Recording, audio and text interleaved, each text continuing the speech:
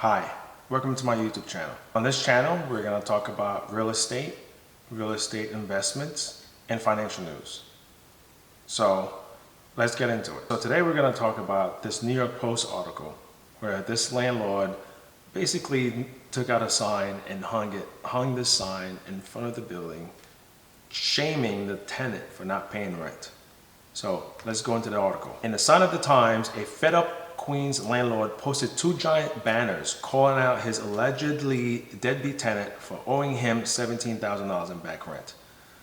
"My tenant on the first floor are not paying rent," read the bold posters slung above the first floor rental. Landlords Calvin Jean Thompson posted the banners, which can be seen from the Bell Parkway, in the hopes of shaming their TikTok personality. Says, "Not paying your bills is ghetto." I mean, this is the first I've heard of, actually. This is pretty creative on the part of the landlord to get these banners and post it near the Bell Parkway. I mean, the Bell Parkway is a major roadway. The signs are pretty big. Everyone driving by can see it. It's pretty embarrassing. The landlords felt maybe that there was no other avenue, there is no other way to talk to the tenants. And this was the case of last resort, and that's what they had to resort to. So, which is very interesting. So we don't know exactly what happened, what led up to this, how did we get here with these, with the tenant and the landlord. So let's find out what is going on here. But with nearly 200,000 eviction cases pending in the city after pandemic protections, and the state's eviction moratorium created a historic backlog, the landlords see humiliation as the next best tactic. This is very interesting here. That is a lot. That is a lot of evictions. There's a lot of backlog. I mean, 200,000. That's 200,000 people facing housing insecurities. 200,000 landlords who are not getting rent, are not getting any rental income. I mean, the pandemic lasted for about 2 years, and New York State. New York City, to be specific, just in January of 2022, allowing landlords to start evicting tenants. And during that time, they're not getting any rental income. They probably still have to make mortgage payments. They still have to pay the water bill, the light bill, the gas bill, everything else along that way. So there's also a little financial burden, not just on the tenants who more than possibly lost their job during COVID, probably lost family members who died or got sick during COVID. There's also financial hardship on the tenants as well as there are financial hardship is also against for the landlord. So let's read on. Let's find out what's going on. Let's find out what transpired. Problems began in July when the Thompsons raised their rent $100 a month to $1,900. The first rent hike in 9 years, says Calvin Jr. The Lamores did not want to pay the 5% increase.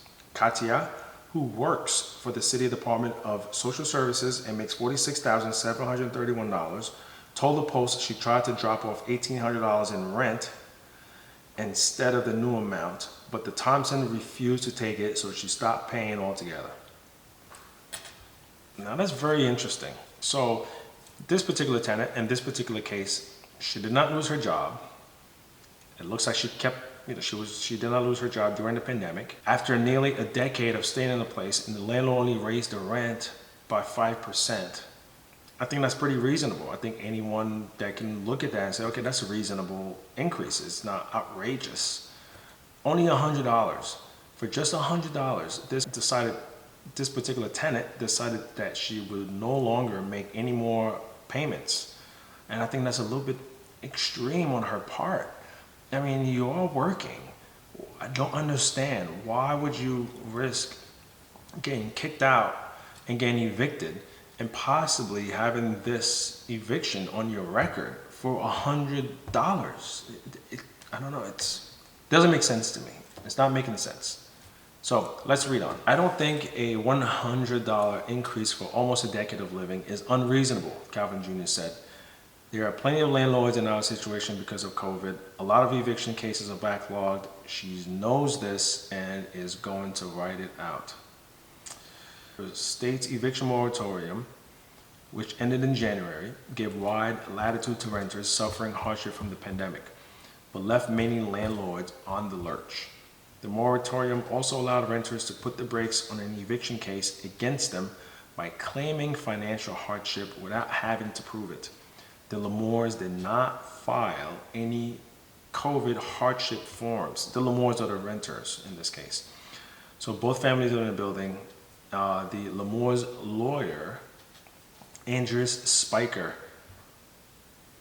said the sign is a form of harassment and will only hurt the Thompsons case. Wow.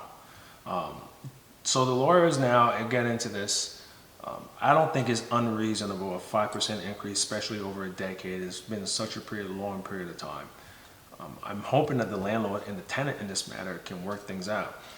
And I mean, $20,000 in arrear, that's, you know, when it gets that deep, when it gets to that amount of money, it's almost nearly impossible to pay all that money back, to play catch up, to pay back the 20 grand and continue to pay rent.